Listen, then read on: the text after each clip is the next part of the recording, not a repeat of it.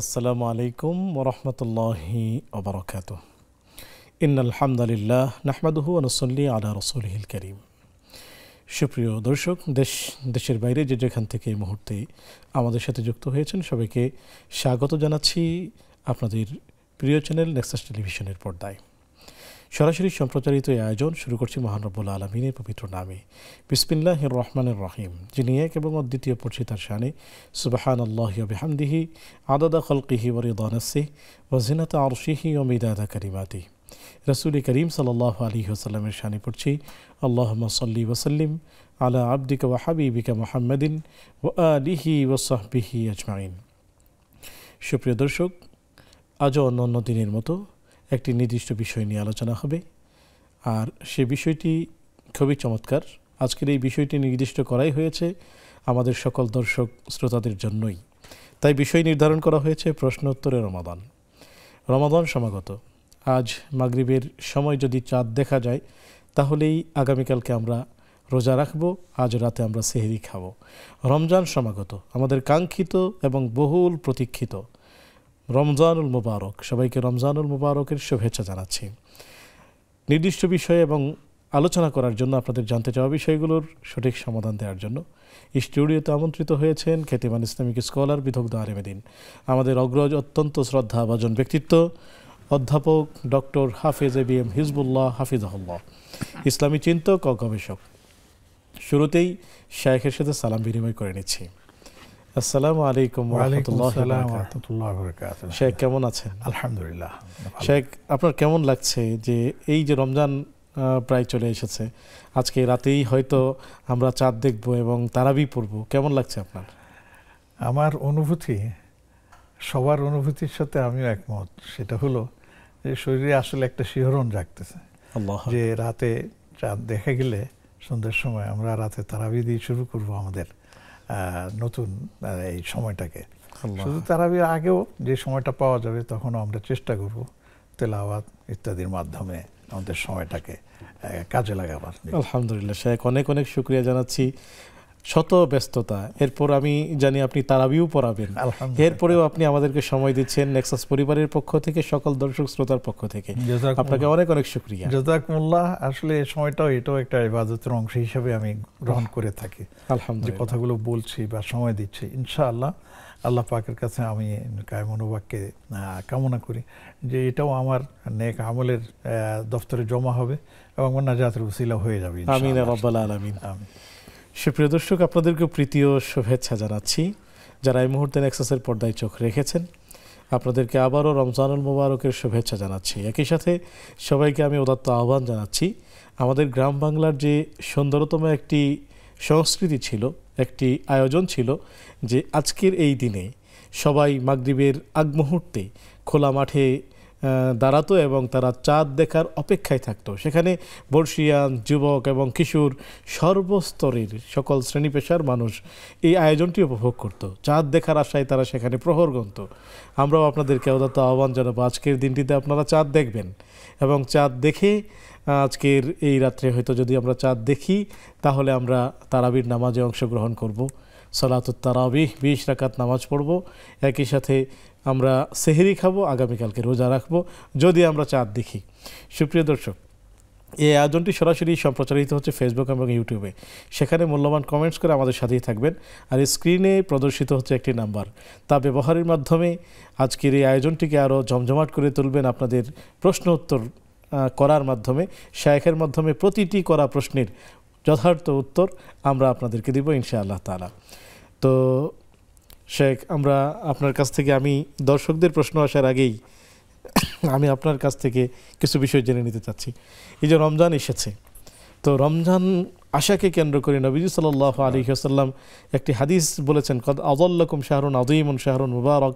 আবার কোনো হাদিসে এসেছে আতাকুম শাহরুন আযীম। যদি এই বিষয়ে আমাদেরকে বলতেন। জাযাকুমুল্লাহ খাইর। আপনি যে হাদিসটির কথা বলেছেন, এই হাদিসটি আসলে ইবনে হিব্বান তিনি তার সহিহ গ্রন্থে হাদিসটি বর্ণনা করেছেন।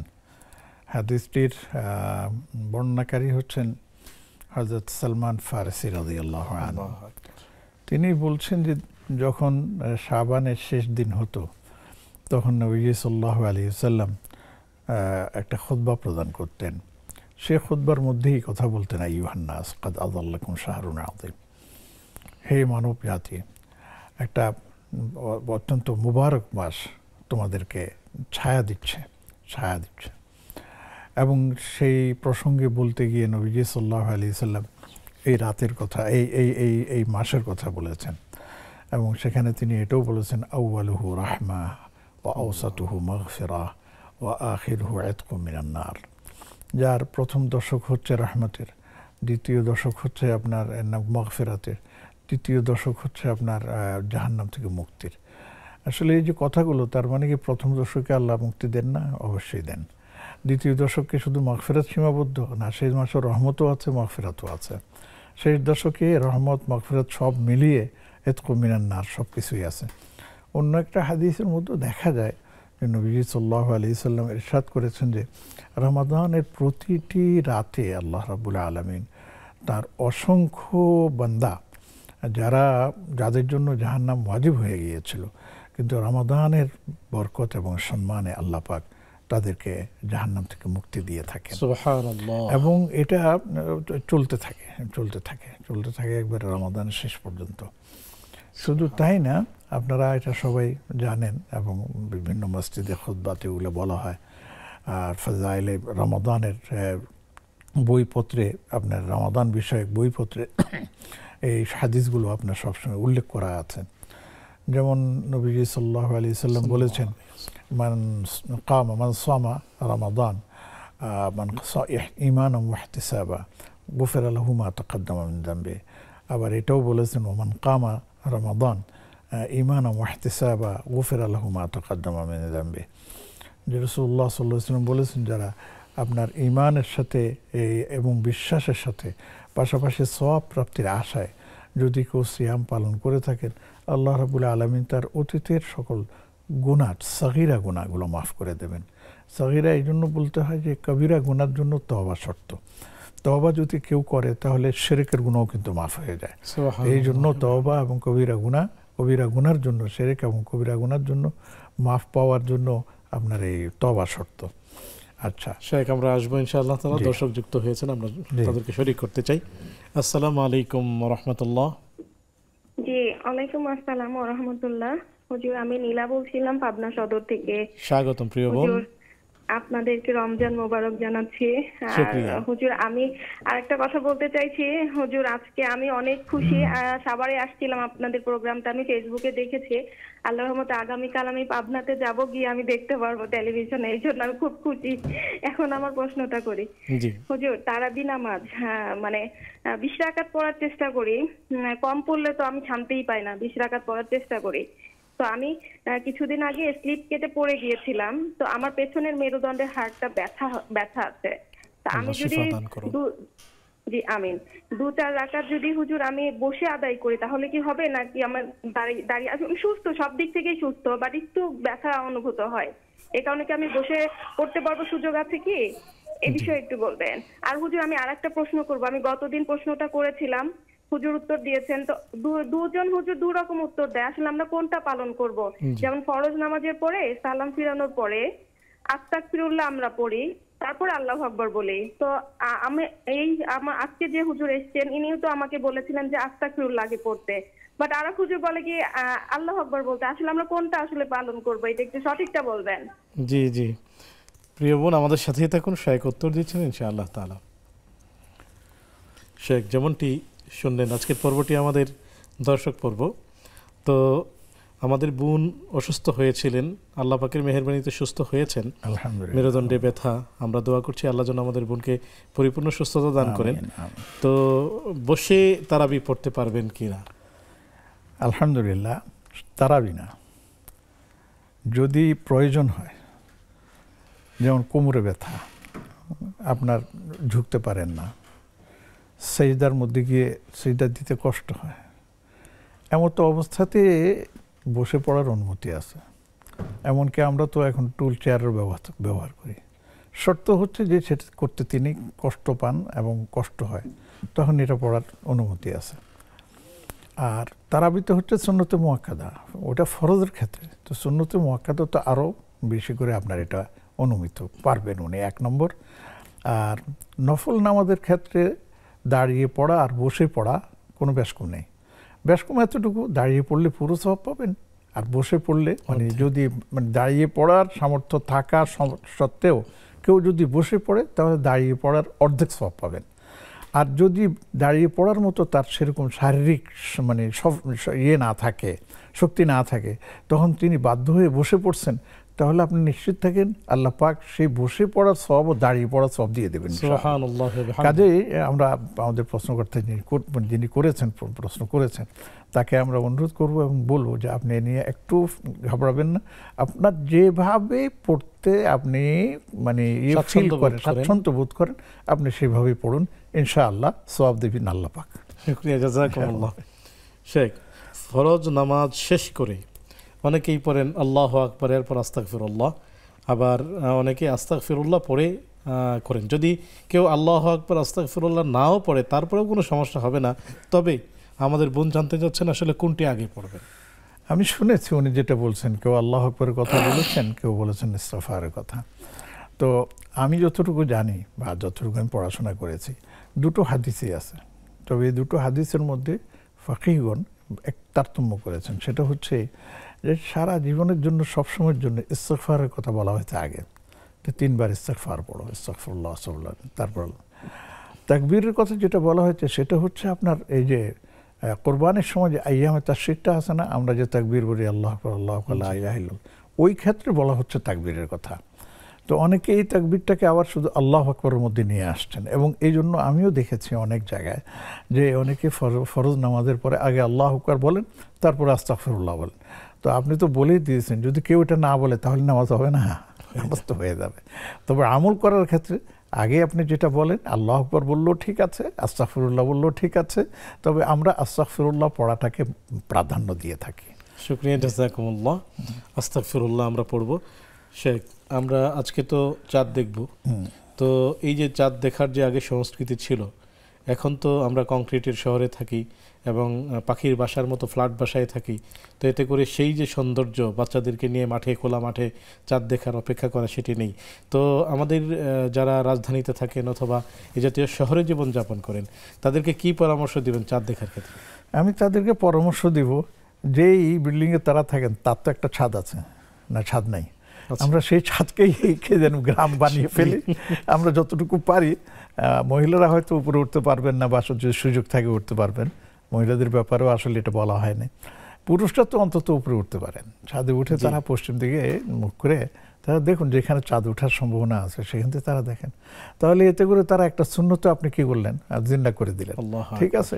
এবং আমরা তো দেখেছি আপনি যেটা বলেছেন, গ্রামের মধ্যে ছোট বাচ্চারা পর্যন্ত লাফাতে লাফাতে চলে যায়, বুড়োরা যায় ভিজিটে, চাঁদ দেখা গেলে সেই কি এক আনন্দ, সুবহানাল্লাহ, সেই দৃশ্য কথা এখনো মনে পড়ে। তো আমরা বলবো যে শহরে যারা আছেন আপনারাও এই মানে আমাদের এই ঐতিহ্য থেকে কেন বঞ্চিত হবেন? অতএব আসুন, 10তলা বিল্ডিং, 5তলা বিল্ডিং, 7তলা বিল্ডিং, আমার পূর্ব আকাশ বা পশ্চিম আকাশ আমরা ক্লিয়ার আছে, আমরা ছাদে উঠে দেখি, ইনশাআল্লাহ। ইনশাআল্লাহ। শেখ, আমরা দর্শককে যুক্ত করে নিচ্ছি। আসসালামু আলাইকুম ওয়া রাহমাতুল্লাহ। ওয়ালাইকুম সালাম হুজুর, আমি মুফাজ্জল বলছি বগুড়া থেকে। ভালো আছেন? স্বাগতম প্রিয় ভাই। আলহামদুলিল্লাহ, আমরা ভালো আছি, নিশ্চয়ই আপনিও ভালো আছেন? আলহামদুলিল্লাহ। জি প্রিয় ভাই, প্রশ্নটি করুন। হুজুর, আমার প্রশ্ন হচ্ছে, আমি চেষ্টা করি বেতের নামাজটা আমি শেষ রাতে তাহাজ্জুদ পড়ে পড়তাম এ যাবৎ পর্যন্ত। এখন রোজার মাসে তারাবি পড়বো, সেই ক্ষেত্রে বেতের নামাজটা কি তারাবির সাথে জামাতে পড়া উত্তম, না যে শেষ রাতে পড়তাম সেই সময় পড়া উত্তম? দুই নম্বর প্রশ্নটা হচ্ছে আমার, যে রুমের ভিতরে যে অ্যাকোয়ারিয়ামের মধ্যে যে মাছ থাকে, জি, তাহলে সেই মাছ ওই রুমে থাকলে ওখানে কি নামাজ পড়া কি সঠিক আছে না? এই দুটা প্রশ্ন আমার। জি প্রিয় ভাই, আমাদের সাথেই থাকুন, শায়েক উত্তর দিবেন ইনশাআল্লাহ তাআলা। আজকের পর্ব আপনাদের জন্য, আপনারা জানতে চাবেন আর শায়েক উত্তর দিবেন ইনশাআল্লাহ তাআলা। সুপ্রিয় দর্শক, দেখছেন আপনাদের প্রিয় আয়োজন ব্যাকম্যানস বিস্কিট নিবেদিত ইসলামী জীবন বিধান। সময় হলো একটি বিজ্ঞাপন বিরতিতে যাবার, ফিরছি একটু পর, আমাদের সাথেই থাকুন।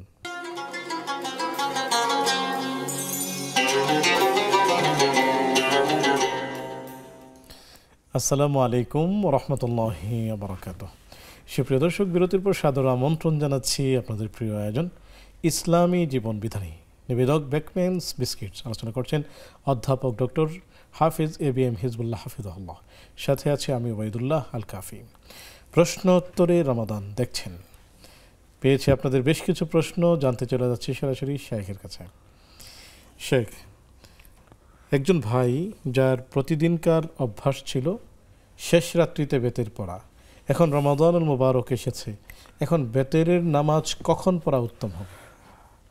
আলহামদুলিল্লাহ, আসলে রমাদান মাস একটু ব্যতিক্রম আছে। একমাত্র রমাদান মাসেই বেতের জামাতে পড়া হয়। এখন যদি উনি শেষ রাতে পড়তে চান আপত্তি নেই, কিন্তু উনি জামাত পাবেন না। আর যদি তিনি জামাতে পড়তে চান তাহলে তারাবির পরে বেতের মানে যেটা পড়া হয় সেখানে তাকে অংশগ্রহণ করাটা উত্তম। হ্যাঁ, কোনো কোনো মসজিদে দেখা যায় কিয়ামুল লাইলের একটা ব্যবস্থা আছে, সেখানে অবশ্য তারা শেষ রাতেই আপনার কিয়ামুল লাইল শেষ করে বেতের পড়ে। সেরকম সুযোগ থাকলে তিনি সেখানে অংশগ্রহণ করতে পারেন। আলহামদুলিল্লাহ, জাযাকুমুল্লাহ শেখ, খুব চমৎকার বললেন। এখন জানতে চাচ্ছি, অনেকের বাসায় অ্যাকোয়ারিয়ামে মাছ থাকে, তো মাছ ঘুরতে থাকে, সেই ঘরে বা সেই রুমে কি নামাজ পড়লে নামাজ হবে কিনা? অবশ্যই হবে, যেহেতু সেটা জীবিত, কিন্তু সেটাকে আমরা ফটো বা হিসাবে ট্রিট করব না। তো এই জন্য সেখানে যদি কেউ সেই ঘরে নামাজ পড়ে তাহলে তার নামাজ হয়ে যাবে ইনশাআল্লাহ। জাযাকুমুল্লাহ। আমাদেরকে অনলাইনে একজন প্রশ্ন করেছেন যে শেখ, ইফতারির সময় কি কি দোয়া পড়তে পারি? সুবহানাল্লাহ, আসলে ইফতারির সময়ে নির্ধারিত কোনো দোয়া নেই। আপনি যে কোনো দোয়া সে সময় আপনি করতে পারেন। তবে হাদিসের মধ্যে যেটা দেখা যায় সেখানে বলা হয়েছে যে প্রতি ইফতারের সময় আল্লাহ পাক একটি দোয়া কবুল করে থাকেন। তাহলে আমি বলবো যে 30 দিনে 30টি দোয়া অথবা 29 দিনে 29টি দোয়া আপনি এমনভাবে বিন্যস্ত করেন যে প্রতিদিন একটা একটা করে আপনি সামনের দিকে অগ্রসর হতে পারেন। তাহলে অন্য দোয়াগুলোর কি হবে, যে মাঝে মধ্যে অন্য দোয়াগুলো আপনি করে নিতে পারেন, অসুবিধা নেই। জাযাকুমুল্লাহ। শেখ, আমাদের সাথে দর্শক যুক্ত আছেন, আমি যুক্ত করে নিচ্ছি। আসসালামু আলাইকুম ওয়া রাহমাতুল্লাহ। ওয়ালাইকুম আসসালাম ওয়া রাহমাতুল্লাহ। জি প্রিয় ভাই, স্বাগতম, প্রশ্নটি করুন। আমার প্রশ্ন হচ্ছে,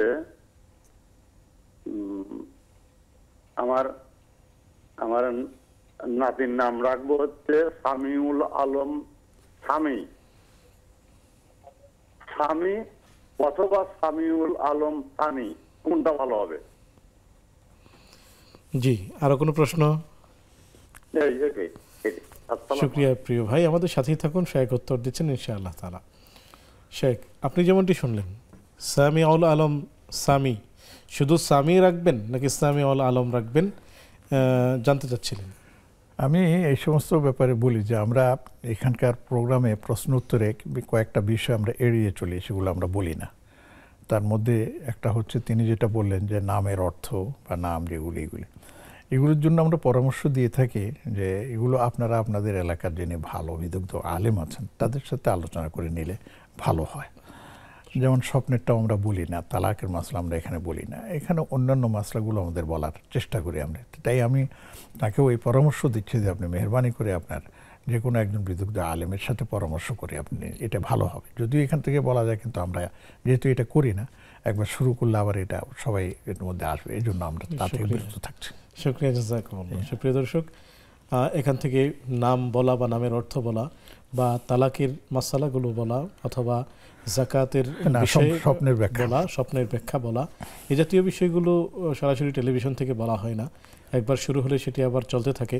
তো এই জন্য এটি আপনার এলাকায় যে বড় বিজ্ঞপ্রাজ্ঞ আলেমেদিন আছেন, মসজিদের ইমাম আছেন, সেখানে যাবেন এবং সেই উস্তাদির কাছ থেকে জেনে নেবেন ইনশাআল্লাহ তাআলা। আসসালামু আলাইকুম ওয়া রাহমাতুল্লাহ। আসসালামু আলাইকুম। ওয়ালাইকুম আসসালাম, স্বাগতম প্রিয় বোন। আমি রোজা রেখে ওজোর সময় কুলি করলে আমার খুব কষ্ট হয়, অনেক থুতু আসে, এক সময় দেখা যায় বমিও হয়ে যায় অল্প।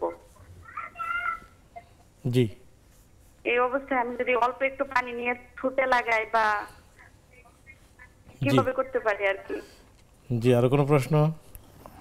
না, এটাই। শুকরিয়া প্রিয় বোন, আমাদের সাথেই থাকুন, শেখ উত্তর দিচ্ছেন। শেখ, যেমনটি আপনি শুনলেন যে রোজা রাখা অবস্থায় কুলি করলে বমি চলে আসে, সেই ক্ষেত্রে তিনি সামান্য পানি দিয়ে যদি কোনো রকম কুলি করেন সেই ক্ষেত্রে কি উনি করতে পারবেন কিনা? হ্যাঁ পারবেন, এতে কোনো সমস্যা নেই। অবশ্য গড়গড়া করতে পারবেন না, এটা খেয়াল রাখতে হবে। গড়গড়া করলে অনেক সময় পানি ভিতরে চলে যায়, বমির সম্ভাবনা থাকে। আর এমনি নর্মালি আপনার ছোট অল্প একটু পানি দিয়ে শুধু মুখে দিয়ে কুলি করলে এতে মনে হয় তেমন সমস্যা হওয়ার কথা না। আর যদি তিনি সমস্যা না করেন তাহলে কুলি না করলেও চলবে, কেননা কুলি তো সেটা মুস্তাহাবের মধ্যে পড়ে আর কি। জি সুপ্রিয় দর্শক, কুলি না করলেও হবে, তবে আপনি যেটি বললেন যে সামান্য পানি নিয়ে করতে চান, সেই সামান্য পানি নিয়ে করবেন। শায়েখ বলছেন যে কুলি তো মুস্তাহাব এবং না করলেও আপনার হবে। যদি এমন হয় যে বমি হয়ে যাবে সেই ক্ষেত্রে আপনি এটি করবেন না ইনশাআল্লাহ তাআলা। শায়েখ আরও একজন দর্শক আছেন। আসসালামু আলাইকুম ওয়া রাহমাতুল্লাহ। ওয়ালাইকুম আসসালাম। জি জি প্রিয় বোন, স্বাগত। আমার নাম আসমা, আমি মুসল্লিয়াবাদ থেকে বলতেছি যে তাহাজ্জুদের নামাজ রাত কয়টা থেকে কয়টা পর্যন্ত থাকে, আর আমি একবার নিয়ত করে কি 12 রাকাত নামাজ কি একেবারে পড়তে পারবো? জি প্রিয় বোন, আমাদের সাথেই থাকুন, শায়েখ উত্তর দিচ্ছেন ইনশাআল্লাহ তাআলা। শায়েখ তাহাজ্জুদের নামাজের সময় ক্ষণ জানতে চেয়েছেন যে কোন সময় থেকে কোন সময় পর্যন্ত থাকে, এবং তিনি একসাথে 12 রাকাত নামাজ পড়তে নিয়ত করেছেন, সেটি কি তিনি পারবেন কিনা? হ্যাঁ, তাহাজ্জুদের নামাজের সময়টা আসলে শুরু হয়ে এশার নামাজের পর থেকেই, তার নির্ধারিত মানে সময় মানে প্রথম দিকে এটা ধরা নেই। এশার নামাজ শেষ করে আপনি তাহাজ্জুদের জন্য প্রথম দিকেও পড়তে পারবেন, মাঝেও পড়তে পারবেন। উত্তম সময়টা হচ্ছে ভোর রাত্রে পড়া, এবং সেই সময় আপনি 4 রাকাতও পড়তে পারেন, 12 রাকাতও পড়তে পারেন, 8 রাকাতও পড়তে, যতটুকু আপনার দ্বারা মানে সম্ভব হয় ততটুকু পড়তে পারেন, কোনো এতে অসুবিধা নেই। জি শেখ, তাহাজ্জুদের নামাজে কোন পদ্ধতিতে নামাজ পড়লে আল্লাহ তাআলার কাছে বেশি পছন্দনীয়? সেটা কি দীর্ঘ সময় তিলাওয়াত, দীর্ঘ সময় সিজদা, নাকি উভয়টি? আসলে আমরা নবীজি সাল্লাল্লাহু আলাইহি সাল্লামের তাহাজ্জুদের নামাজের যে বর্ণনা আছে সেটা যদি আমরা দেখি তাহলে আমরা দেখতে পাই যে নবীজি সাল্লাল্লাহু আলাইহি সাল্লাম প্রথম 2 রাকাত পড়তেন হালকাভাবে, এরপরে 2 রাকাত পড়তেন একটু দীর্ঘ, মানে আস্তে আস্তে ওনার সময়টা মানে আস্তে আস্তে বাড়াতেন। এবং দেখা যায় যে যতক্ষণ তিনি দাঁড়িয়ে থাকতেন তেলাওয়াত করার জন্য সূরা ফাতিহা অন্য সূরা, ততক্ষণ আবার রুকুতেও থাকতেন, এরপরে আবার সিজদাতেও সেই পরিমাণ সময় আপনি ব্যয় করতেন, যেটা আমরা অনেক সময় পারি না, আমাদের হয় না এটা। তো এটাও একটা মাসআলা আছে যে তেলাওয়াত বেশি করব নাকি আপনি নামাজ রাকাত বেশি পড়ব। ও এক একজন এক এক ধরনের মতামত দিচ্ছেন যে ভোর রাতের তেলাওয়াতটা খুব মজাদার হয়, শানদার হয়, এই জন্য যত বেশি তেলাওয়াত করা যায় তত বেশি ভালো। আর অনেকে বলছেন যে ওই তেলাওয়াত বেশি করতে গেলে এদিকে রাকাত কমে যাবে, এই জন্য আপনি মিনিমাইজ করে রাকাতটাও ঠিক রাখেন, তেলাওয়াতটাও আপনি ধরে রাখেন, দুটোটাই আপনি সম্ভব করা যেতে পারে। শুকরিয়া, জাযাকুমুল্লাহ। শেখ, আজকে যদি চাঁদ দেখা যায় তাহলে আমরা সেহরি খাবো। সেহরি খাওয়ার ক্ষেত্রে কতটুকু সুন্নাহ? আমরা কি সারাদিন না খেয়ে থাকবো এই জন্য অনেক বেশি পরিমাণে খেয়ে ফেলবো যা আমাদের কষ্টের কারণ হবে, না সেখানে সুন্নাহটা কি? সুন্নাহটা হচ্ছে যে সেহরি সামান্য কিছু হলেও খেয়ে নেওয়া উচিত। নবীজি সাল্লাল্লাহু আলাইহি সাল্লাম তো হাদিসে বলেছেন তাসাহহারু ফাইন্না ফিস সুহুরি বারাকা, ও কামা ক্বালা আলাইহিস সালাতু ওয়াস সালাম, তোমরা সেহরি কিছু খেয়ে নাও, কেননা সেহরিতে বরকত আছে। এখন অনেকের পক্ষে সেটা সম্ভব, বলে যে আমাদের কাছে খাওয়ার মতো কিছু থাকে না, তখন কি করব? তো নবীজি বলছেন সাল্লাল্লাহু আলাইহি ওয়াসাল্লাম, যদি তোমার দ্বারা কিছু নাও থাকে তাহলে অন্তত একটা খেজুর খেয়ে নাও, যদি সেটাও না থাকে তাহলে একটু পানি পান করুন, যদি সেটাও না থাকে একটু দুধ যদি থাকে দুধ পায় নাও। কথা হলো যে সামান্য একটু কিছু হলেও সেহরির নিয়তে আপনার খাওয়াটা হচ্ছে সুন্নাত, পেট পুরে খেতে হবে এটা জরুরি না। শুকরিয়া। আসসালামু আলাইকুম। ওয়ালাইকুম আসসালাম। স্বাগতম প্রিয় বোন। আমার প্রশ্নটা ছিল যে কসর সম্পর্কে। আমি এখান থেকে 1.5 থেকে 2 বছর আগে সাতক্ষীরা থেকে ঢাকা গেছিলাম, তখন আমি কসরের নামাজ সম্পর্কে জানতাম না, সেজন্য আমি স্বাভাবিক নামাজ আদায় করেছি, এবং বাসে বা ট্রেনে যেগুলো কাজ হয়েছে সেগুলো আমি স্বাভাবিক নিয়মেই কাজা করেছি।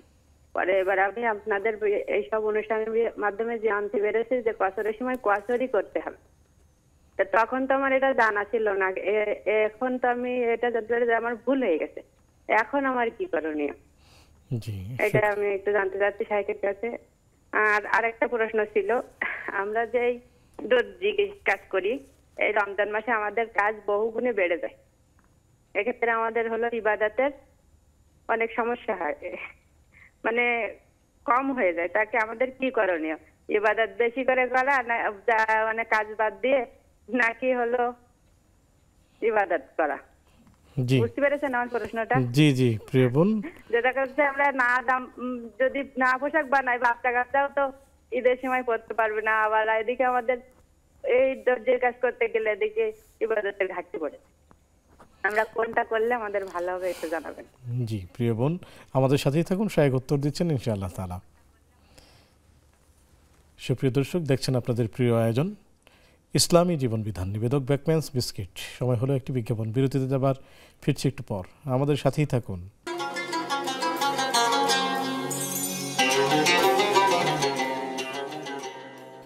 আসসালামু আলাইকুম রহমতুল্লাহি ওবারাকাতুহু।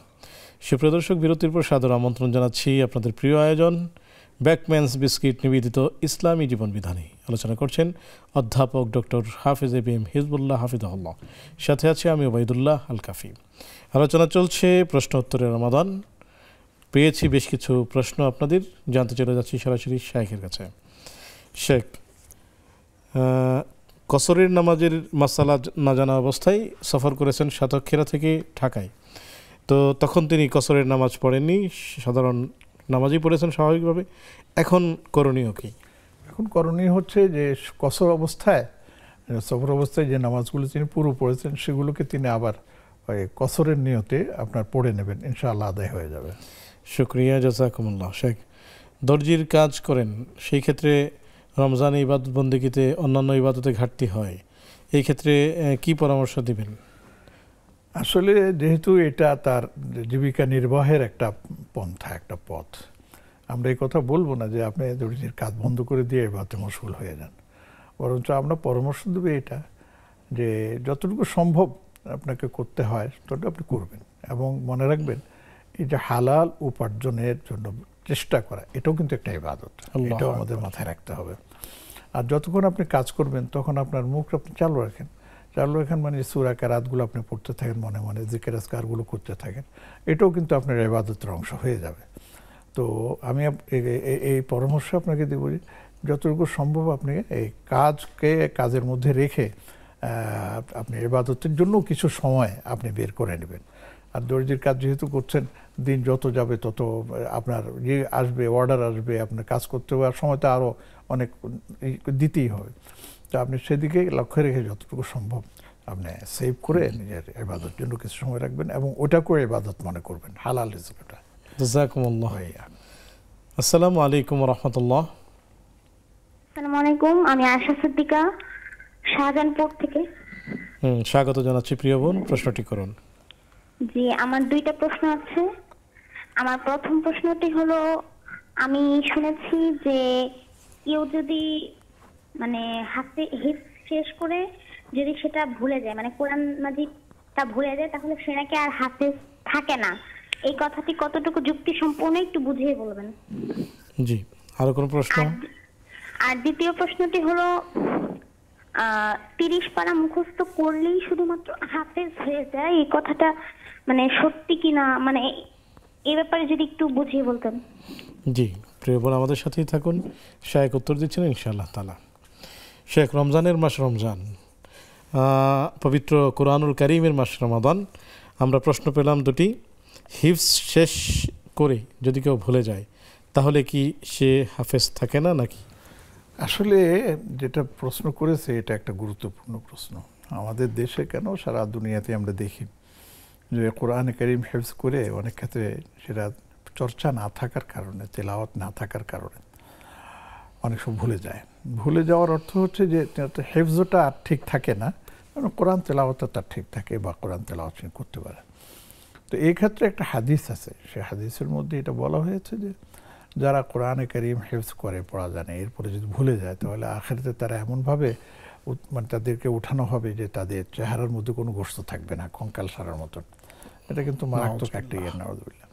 তো এটার ব্যাপারে আবার অবশ্য ভিন্নরা আমাদেরকে বাঁচিয়ে দিয়েছেন, অন্য ব্যাখ্যা করেছেন যে এটা হচ্ছে তাদের জন্য যারা আসলে কোরআন শরীফ পড়া শিখেছে, হেফজও করেছে বা করে নাই, কিন্তু শেষ পর্যন্ত এমন হয়েছে যে কোরআন শরীফ পড়াই ভুলে গেছে, তাদের জন্য কিন্তু এটা। আর যারা হেফজও করে হেফজও ভুলে গেছে, তাদেরকেও এই ধরনের একটা মানে শাস্তির মুখোমুখি করা যেতে পারে, কিন্তু আল্লাহর কাছে পানাহ চাই আল্লাহ পাক যেন সেই শাস্তি আমাদেরকে না দেন। আর যারা হেফজ করেছেন তারা হেফজ ভুলে যাবেন কেন, হেফজ ভুলার জন্য তো করেন নাই। এই জন্য আমি বলবো যে আপনারা নিয়মিত দৈনিক অন্তত এক পারা করেও যদি তেলাওয়াত করেন তাহলে ইনশাআল্লাহ আপনার হেফজ ভুল হবে না। আর কিছু কাঁচা হয়ে যেতে পারে সেটা ভিন্ন কথা, আল্লাহর কাছে দোয়া করবেন আল্লাহ পাক যেন কোরআনে কারীমকে আপনার দিলের মধ্যে সংরক্ষণ করেন। আমিন ইয়া রাব্বাল আলামিন। আসসালামু আলাইকুম ওয়া রাহমাতুল্লাহ। আসসালামু আলাইকুম ওয়া রাহমাতুল্লাহ। আমি স্বাগতম। ঠাকুরগাঁও সদর থেকে আয়েশা সিদ্দিকা বলতেছিলাম। জি স্বাগতম প্রিয় বোন, প্রশ্নটি করুন। শাইখের কাছে আমার একটা প্রশ্ন, যে রমাদান মাসে মসজিদে যে তারাবি হয়, খতম তারাবি, সেক্ষেত্রে সেখানে যদি মহিলাদের জন্য আলাদাভাবে নামাজ পড়ার জন্য ব্যবস্থা করা হয়, সেখানে কি মহিলারা গিয়ে নামাজ পড়তে পারবে জি জামাতের সহিত? জি। আর দ্বিতীয় প্রশ্ন হচ্ছে, তারাবি নামাজের এই যে আগে মানুষ পড়তো দোয়া আর হচ্ছে মোনাজাত, সেটা কিভাবে করব, নামাজটা কিভাবে আদায় করব, সে বিষয়ে একটু যদি শায়েখ বলতেন। জি প্রিয় বোন, আমাদের সাথেই থাকুন, শায়েখ উত্তর দিচ্ছেন ইনশাআল্লাহ তাআলা। ওয়ালাইকুম আসসালাম।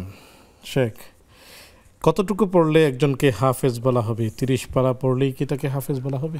এখন তো শুরু হয়েছে সেই দৌড়, 30 পারা না পড়লে হাফেজ বলবেন কেমনে? এক নম্বর, হাফেজ বললেই আমরা বুঝি যে এই ছেলেটা বা মেয়েটা কোরআনে কারীমের শুরু থেকে শেষ পর্যন্ত মুখস্থ করেছে। এখন সে সবকান মানে সবকের মাধ্যমে শেষ করেছে, এটা একটা হতে পারে, তাহলেও তাকে হাফেজ বলা হয়। আরেকটা হচ্ছে এই জন্য পাগড়িও দেওয়া হয় অনেক ক্ষেত্রে। আবার অনেক জায়গায় আছে যে না, কোরআন শরীফ হেফজ করে যদি পাক্কা ইয়াদ থাকে তখন তাকে কি যেন বলে সম্মানিত করা হয়, তখনও তাকে হাফেজ বলা যায়। আবার কেউ কেউ আবার বলেন যে একটু দুষ্টুমি করে বলেন, এটা যদি আমি এটাকে পছন্দ করি না, যে কেউ সূরা ইয়াসিন মুখস্থ করেছে, তা সূরা মুলক মুখস্থ করেছে, আর রহমান মুখস্থ, সেও তো কোরআনের হাফেজ। আমরা হ্যাঁ, সেও কোরআনের হাফেজ বা আংশিক। জি দারুণ, জাযাকুমুল্লাহ। শেখ, রমজান মাসে মসজিদে খতম তারাবি হয়, কোনো কোনো মসজিদে মহিলাদের জন্য আলাদা ব্যবস্থা থাকে, সেই সব মসজিদে আমাদের নারীরা গিয়ে নামাজ পড়তে পারবে কিনা? হ্যাঁ পারবে, যদি সেখানে মেয়েদের ব্যবস্থাটা আপনার কি হয়, মানসম্মত হয়, তাদের মানে আপনার কি জানি বলে কোনো রকমের ফিতনা বা কোন ধরনের ইয়ের যদি কোনো ইয়ে না থাকে, তাহলে মেয়েরাও সেখানে পড়তে পারবেন। এমনকি মেয়েরাও ইচ্ছা করলে যদি কারো ছেলে কারো স্বামী যদি আপনার হাফেজ থাকে, তাহলে ঘরের মধ্যেও পড়তে হবে। মা বোনরা বলে যে আমি আজকে ঘরের মধ্যে তারাই পড়বো, তারাই পড়বো, সেটাও পড়তে পারবেন, কোনো অসুবিধা নেই। কিন্তু কোনো ধরনের কোনো সুবিধা অসুবিধার যদি সম্ভাবনা থাকে তাহলে মসজিদে না যাওয়াটাই উত্তম বলে অনেকে মনে করেছেন। জি শুকরিয়া, জাযাকুমুল্লাহ। শেখ, তারাবির নামাজে দোয়া মোনাজাত এগুলো কিভাবে করবে? আসলে এটা একসময় ছিল 4 রাকাত পরে আল্লাহুম্মা ইন্না নাসআলুকাল জান্নাতা ওয়া নাউযু এটা বলতেন, সুবহানাল মুলক ওয়াল মালাকুত এটা বলতেন। এখন এগুলো মোটামুটি উঠে গেছে। এখন সবাই যেটা করে, আমরাও যেটা করি, যে একবারে 20 রাকাত শেষ করে তখন আমরা হালকা একটু দোয়া করে দেই। সেই জন্য ওই নির্ধারিত দোয়া ওইটা করতে হবে, এটাও জরুরি না, যে কোনো দোয়াই করা যায়। আর দোয়া না করলেও আপনার নামাজ হয়ে যাবে, এটা কোনো সন্দেহ নেই। জাযাকুমুল্লাহ। আসসালামু আলাইকুম ওয়া রাহমাতুল্লাহ। কে আছেন আমাদের সাথে? হ্যালো, আসসালামু আলাইকুম। ওয়ালাইকুম আসসালাম। হুজুর, আমার কলটা কাটবেন, আমি নিয়মিত চেষ্টা করার জন্য, তবে আমি হইলো নামাজটা সঠিকভাবে পড়তে পারি না, কিন্তু আমি চেষ্টা করি। আর আমি কোরআন শরীফ পড়ি, আমার নামাজে তো ভুল হয়। এখন আমি আল্লাহকে আমার ক্ষমা করবে নাকি এই আল্লাহ আমাকে দিবে, আমার এইটা একটু জানার। আপনার প্রশ্নটি বুঝতে পারিনি, আপনি টেলিভিশনের ভলিউমটি কমিয়ে তারপর প্রশ্ন করুন।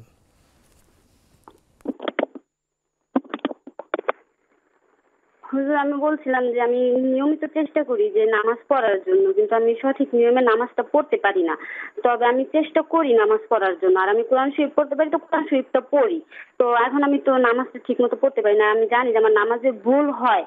তো এখন আমি তো নিয়মিত চেষ্টা করতে আছি, তো আমার আল্লাহ কি আমাকে ক্ষমা করবে নাকি এই ভুলের জন্য আমার আল্লাহ আরো বেশি করে গুনাহ দিবে?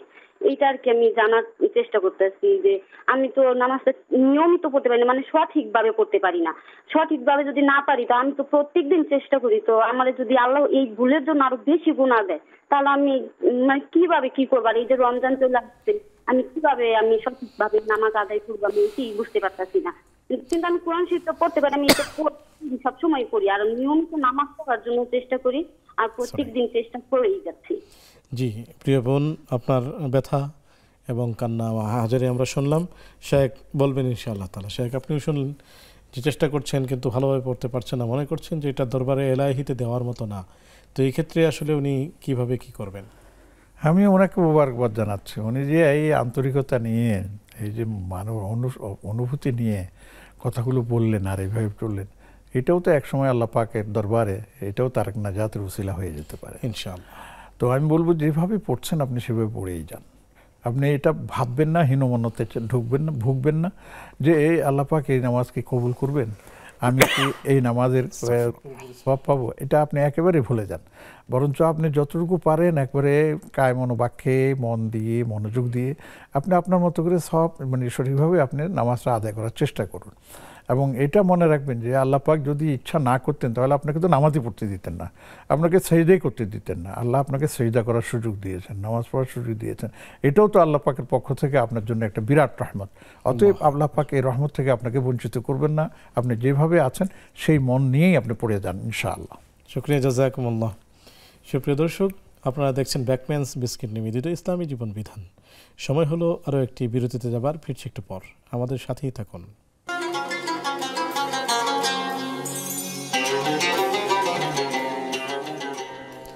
আসসালামু আলাইকুম রহমতুল্লাহি ওয়া বারাকাতুহু। সুপ্রিয় দর্শক, বিরতির পর সাদর আমন্ত্রণ জানাচ্ছি আপনাদের প্রিয় আয়োজন ব্যাকম্যানস বিস্কিটস নিবেদিত ইসলামী জীবন বিধানে। আলোচনা করছেন অধ্যাপক ডক্টর হাফিজ ইবনে হিজবুল্লাহ হাফিজাহুল্লাহ, সাথে আছি আমি ওবায়দুল্লাহ আল কাফি। পেয়েছি বেশ কিছু প্রশ্ন আপনাদের, জানতে চলে যাচ্ছি সরাসরি শেখের কাছে। শেখ জানতে চেয়েছেন, হুজুর আমার একটা প্রশ্ন ছিল, তারাবির নামাজ 8 রাকাত পড়া যাবে কি? এটা কি হাদিস সম্মত? আলহামদুলিল্লাহ, এই ধরনের প্রশ্ন আমরা অনেক পেয়ে থাকি। আপনি 8 রাকাত কেন, 4 রাকাত পড়লেও তারাবি হয়ে যাবে, আবার 12 রাকাত পড়লেও তারাবি হয়ে যাবে। তারাবির নির্দিষ্ট কোনো সংখ্যা নেই, তবে পরবর্তীতে আলেমরা 20 রাকাতের মধ্যে এসে থেমেছেন, যেটা হযরত ওমর রাদিয়াল্লাহু তাআলা আনহুর যুগ থেকে আপনার শুরু হয়েছে।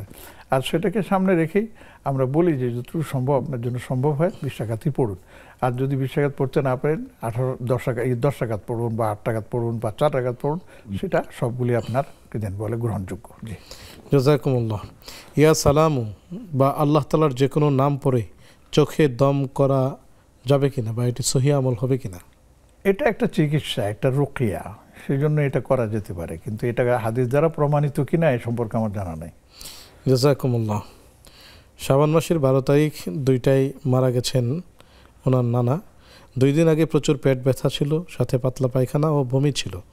রাতে স্যালাইন দেওয়ার পর লা ইলাহা ইল্লাল্লাহ আল্লাহু আকবার আস্তাগফিরুল্লাহ পরে জ্ঞান হারায়। মেডিকেলে নেওয়ার 24 ঘন্টা পর মারা যায়। ডাক্তার বলেছে স্ট্রোক করেছিল। এই মৃত্যুতে কি শাহাদাতের মর্যাদা পাবে? আলহামদুলিল্লাহ, একটা হাদিসে আছে কেউ যদি পেটের পীড়ায় ইন্তেকাল করে মারা যায় তাকেও শহীদের মর্যাদা দেওয়া হয়। সেই সূত্রে তিনিও শাহাদাত পাবেন ইনশাআল্লাহ। আমাদের কাছে জানতে চেয়েছেন, বেতের নামাজের শেষ বৈঠকে মনে হলো সাজদা একটি দেওয়া হলো, তারপর আমি সাহু সিজদা দিলাম, আমার নামাজ কি হলো? জি, নামাজ হয়ে গেছে। শুকরিয়া। রমজান মাসে জুমার দিনে মসজিদে টাকা দান করলে কি ফজিলত আছে? সবসময়ের মতো ফজিলত আছে, তবে রমজানে দিলে একটু বেশি ফজিলত। আলহামদুলিল্লাহ, আল্লাহ তাআলার মেহেরবানি। শেখ বলছিলেন যে সেহরি খাওয়ার ব্যাপারে, যে আমরা আসলে কতটুকু সেহরি গ্রহণ করতে পারি। হ্যাঁ, সেটা আমি বোধহয় বলেছিলাম যে একবারে অল্প হলেও সেহরিকে গ্রহণ করা উচিত। তবে আমরা দেখি যে আমাদের দেশও, অন্যান্য দেশও আছে, অনেকে নাইট ডিউটি করে থাকে। তো নাইট ডিউটি করার কারণে তাদের পক্ষে অনেক সময় সেহরি খাওয়াটা অসম্ভব হয়ে পড়ে, বা অনেকের পরের দিন সকালবেলা আপনার ডিউটি থাকে, তো তারা সেহরি খাওয়ার সুযোগ পায় না। তো তাদের কাছে বলা হয় যে এটা আপনি রাত্রে শোয়ার সময় হালকা কিছু সেহরির নিয়তে খেয়ে আপনি ঘুমিয়ে পড়েন, অসুবিধা নেই। তবে সেহরির সময় উঠলে অনেকগুলি ফায়দা আছে। একটা তো হচ্ছে নবী বলেছেন যে সেহরিতে বরকত আছে, কাজে তোমরা সেহরি থেকে নিজেকে বঞ্চিত করো না। 1 2 নম্বর কথা হচ্ছে সেহরির পেট পুরি খেতে হবে, বিষয়টা কিন্তু এমন না। অন্তত পক্ষে যদি একটা খেজুর থাকে, বেজোড় খেজুর 1টা 3টা 5টা এটা খেয়ে নেন, অথবা 1 গ্লাস দুধ খেয়ে নেন বা 1 কাপ দুধ খেয়ে নেন, অথবা আর কিছু না দেন পর অন্তত একটু পানি হলেও সেহরির নিয়তে খেয়ে নেন। এটা কিন্তু খুব আল্লাহ পাকের দরবারে খুব গ্রহণযোগ্য। আর আরেকটা হলো যে সেহরির সময় উঠে যদি আল্লাহর কাছে দোয়া করেন, তাহলে সেটাও তো এই যে একটা সুযোগ, এই সুযোগ তো অন্য সময় আপনি পাবেন না। হ্যাঁ, একটা দেশে, আমাদের একটা দেশে একটা আছে, এটার নাম কি প্রচলন আছে যে সেহরি না খেলে নাকি রোজা হয় না। এই কথাটা একেবারে ভুয়া এবং এটা একেবারে ভুল কথা। আপনি সেহরি করতে পারলেন কি পারলেন না সেটা বড় কথা নয়। আপনার উপর রোজা ফরজ হয়েছে, আপনাকে সবে সাদিক থেকে আরম্ভ করে পরের দিন সূর্যোদয় পর্যন্ত আপনাকে রোজা রাখতেই হবে। আপনি সেহরি খেতে পারলেন কি পারলেন না এটা কোনো বিষয় না। খেতে পারলে আলহামদুলিল্লাহ, না খেতে পারলেও আপনাকে রাখতে হবে।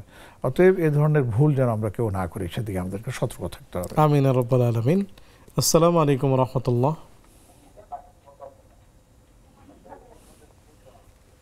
জি, টেলিভিশনের ভলিউমটি কমিয়ে প্রশ্ন করুন। কে আছেন? আসসালামু আলাইকুম। ওয়ালাইকুম আসসালাম। আচ্ছা, মহিলা মানুষের কি খোলা আকাশের নিচে নামাজ পড়া যাবে? কোথায়? হ্যালো, মহিলা মানুষ কোথায় নামাজ পড়তে পারবে? হ্যাঁ জি, প্রশ্নটি আবার করুন। মহিলা মানুষের কি খোলা আকাশের নিচে নামাজ পড়া যাবে? মহিলা মানুষ কি খোলা আকাশের নিচে নামাজ পড়তে পারবে? জি, প্রিয় দর্শক, আমাদের সাথেই থাকুন, সহায়ক উত্তর দিবেন ইনশাআল্লাহ। মহিলা মানুষ খোলা আকাশের নিচে নামাজের সময় হলে, নামাজের সময় পার হয়ে যাচ্ছে, এখনো ঘরে যাওয়া যাচ্ছে না, তো তখন সেখানে তারা পড়বেন, অসুবিধা কি? চেহারা টেহারা সমস্ত শরীরকে ঢেকে তারা সেখানে নামাজ পড়তে পারবেন, এতে কোনো সমস্যা নেই। শুকরিয়া শেখ। অনেকেই সেহরি খেয়ে ফেলেন 1 ঘন্টা 2 ঘন্টা আগে। আসলে সেহরি খাওয়ার সুন্নাহসম্মত সময় কোনটি? সময়টা হচ্ছে যত দেরি করে খাওয়া যায়। দেরি করার অর্থ এই না আবার সেহরির সময় পার করে খাবে, এটা না। এমনভাবে খাবে যে ওনারও খাওয়া শেষ, সেহরির সময় শুরু, 2-4 মিনিট 5 মিনিট বাকি আছে, এটা হচ্ছে সর্বোত্তম। নবীজি সাল্লাল্লাহু আলাইহি ওয়াসাল্লাম বলেছেন যে ইফতারি তোমরা আগে করো, তার মানে সময় হওয়ার সাথে সাথে ইফতারি করে নাও। আমরা তো এখন 3-4-5 মিনিট পর্যন্ত দেরি করে ফেলি, এটা ঠিক না। আমাদের সেহরির সময় হয়ে গেলে 30 সেকেন্ড, 1 ঘন্টা 1 মিনিট বাদ আমরা এর ভিতরে সেহরি মানে ইয়ের নামকে এই ইফতারি করে ফেলবো। ঠিক তেমনিভাবে সেহরি আমরা খেতে খেতে এমন হবে যে আর মাত্র 3-4 মিনিট বাকি আছে, ওয়েলকাম, বা শেষ, এটাই হলো উত্তম। হাদিসের দৃষ্টিকোণ থেকে এইভাবে আমাদেরকে সাহারি গ্রহণ করার নির্দেশনা দেওয়া হয়েছে। জাযাকুমুল্লাহ। আসসালামু আলাইকুম ওয়া রাহমাতুল্লাহ। ওয়ালাইকুম আসসালাম ওয়া রাহমাতুল্লাহি ওয়া বারাকাতুহু। হুজুর, আমার একটি অতি গুরুত্বপূর্ণ প্রশ্ন। জি, স্বাগতম প্রিয় ভাই, প্রশ্নটি করুন। সেটা হলো হুজুর, ইসলামের দৃষ্টিতে নির্বাচন কি, আর 1 বছর নির্বাচন বলতে কি বোঝায়?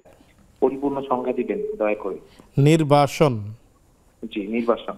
জি শেখ, আপনি আমাদের সাথেই থাকুন, সহায়ক উত্তর দিচ্ছেন। শেখ, যেমনটি আপনি শুনলেন, নির্বাচন কি এবং ইসলামের দৃষ্টিতে নির্বাচন আসলে দেওয়া যাবে এটা কিসের সাথে সম্পর্ক আমি বুঝতে পারছি না। এটা একটা সম্পর্ক আছে, সেটা হচ্ছে যে চোর ডাকাত যদি আপনার চুরি করে তখন তাদেরকে শাস্তি দেওয়া হয়। সে শাস্তির মধ্যে বলা হয়েছে যে ডাকাত যদি হয় বা হয় তাদেরকে বিভিন্নভাবে আপনার এর নাম কি শাস্তি দিতে পারে, প্রয়োজনে তাদেরকে আপনি নির্বাচনে পাঠানো যেতে পারে। নির্বাচন মানে নিজের এরিয়া বা নিজের দেশ থেকে অন্য কোথায় আপনি পাঠিয়ে দেওয়া, যে সেখান থেকে সে যেন কোনো মানে অপরাধ এবং কোনো অনাচার সে সৃষ্টি করতে না পারে, এটাকে বলা হয়। সেটা ওই আয়াতের মধ্যে ওইটা আছে যে এদেরকে মানে পাঠিয়ে দেওয়া, আও ইউনফাউ ফিল আরদ, কোরআন কারীম ভাষা এটা, এটাকে নির্বাসন বলা হয়েছে। আগেকার দিনে আমরা শুনেছি ব্রিটিশ পিরিয়ডে বা অন্য পিরিয়ডে যে যারা অপরাধ করতো তাদেরকে শাস্তি হিসাবে দেশের বাহিরে আপনার মানে সমুদ্রের আপনার দ্বীপাঞ্চলে তাদেরকে পাঠিয়ে দেওয়া হয়েছে, এটাকে নির্বাসন বলা হয়েছে। শুকরিয়া, জাযাকুমুল্লাহ। শেখ, সর্বশেষ যদি রমজান কিভাবে কাজে লাগাবে যদি বলতেন আমাদের দর্শকদের উদ্দেশ্যে। না, দর্শকদের উদ্দেশ্যে তো বলবোই, সেটা আমার জন্য সেটা প্রযোজ্য। আসলে রমজান আসে চলে যায়, আমরা কতটুকু উপকৃত হই এটা নিয়ে আমরা মানে হিসাব নিকাশ করি না।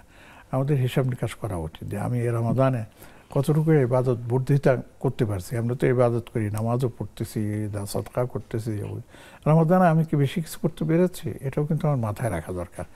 এমনিভাবে আমি গুনাহ থেকে বেঁচে থাকবার চেষ্টা করি, তো রমজানে কি আমি কি সেই গুনাহ থেকে বেঁচে পেরেছি এবং রমজানের পরেও কি সেটা আমি মানে কন্টিনিউ করতে পারবো, অব্যাহত রাখতে পারবো, সেটা আমাদের মাথায় থাকা দরকার। যদি আমি মনে করি যে হ্যাঁ রমাদানে আমার ইমানের একটু শক্তি বৃদ্ধি পেয়েছে, আমলের শক্তি বৃদ্ধি পেয়েছে বেশি, তাহলে আলহামদুলিল্লাহ আল্লাহ শুকরিয়া আদায় করতে হবে। রমাদানে আমি হারাম থেকে বেঁচে থাকার চেষ্টা করেছি এবং বেঁচে থাকতে পেরেছি, আল্লাহর রহমত এটা আমার উপরে এসেছে, আল্লাহর শুকরিয়া আদায় করতে হবে। আর যদি এর অন্য কিছু হয় তাহলে আল্লাহর কাছে মাফ চাইতে হবে যে আল্লাহ রমাদান তো এলো চলে গেল, আমি কিছুই তো করতে পারলাম না। তো এই যে একটা মানে আপনার মানসিকতা, এই মানসিকতাটা যেন আমরা লালন করতে পারি, আল্লাহ আমাদেরকে সে তৌফিক দান। আমিন ইয়া রাব্বাল আলামিন। শেখ, আপনাকে অনেক অনেক শুকরিয়া, এতক্ষণ সময় দিলেন আমাদের। সুপ্রিয় দর্শক, আপনাদেরকে অনেক অনেক শুকরিয়া জানাচ্ছি যারা এ পর্যন্ত আমাদের আয়োজনে ছিলেন, প্রশ্ন করেছেন এবং জানতে চেয়েছেন। সুপ্রিয় দর্শক, বিদায় নেবার সময় হয়েছে, আমরা বিদায় নিব। তবে শায়েখের নসিহাগুলোকে কখনোই আমরা ভুলে যাব না। আমরা রমজানকে উদযাপন করব, চাঁদ দেখাকে উদযাপন করব, তারাবিকে উদযাপন করব এবং আনন্দের সাথে তারাবি পড়ব। তারাবি শেষ হলেই মসজিদ থেকে ছুটে যাব না। পাখি যেমন বন্দি খাঁচা থেকে সুযোগ পেলেই সে ছুটে চলে যায়, ঠিক তারাবি পড়ার পরেও আমরা কিছু সময় আরও 2 রাকাত 4 রাকাত নামাজ পড়ব অথবা কোরআন তেলাওয়াতে ব্যস্ত হব। এভাবে আল্লাহ রাব্বুল আলামিনের দাসত্ব এবং গোলামির প্রকাশ করব। এইভাবে রমজান হয়ে উঠুক আমাদের কাছে আনন্দঘন এবং উদযাপিত দিন। আল্লাহ রাব্বুল আলামিন আমাদেরকে সেই তৌফিক দান করুন। আগামী পর্ব দেখার আমন্ত্রণ জানিয়ে আজকের মতো বিদায় নিচ্ছি। সে পর্যন্ত ভালো থাকুন, সুস্থ থাকুন। আসসালামু আলাইকুম ওয়া রাহমাতুল্লাহি ওয়া বারাকাতুহু।